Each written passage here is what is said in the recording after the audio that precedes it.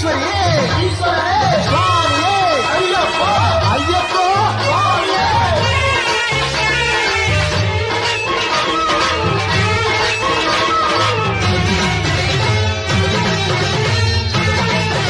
ಕುಹೂ ಗಾನದಲ್ಲಿ ನವಿಲಾಡೋ ವೇಳೆಯಲ್ಲಿ ಹುಲಿ ಮೇಲೆ ಕುಳಿತಂತ ಅಯ್ಯಪ್ಪ, ಚಿತ್ತೈಸಿ ಇಲ್ಲಿ ನೀನು ಆನಂದ ತಂದೆ, ಇನ್ನು ನಿನ್ನೀ ಕಟಾಕ್ಷ ಬೇಕು ಅಯ್ಯಪ್ಪ.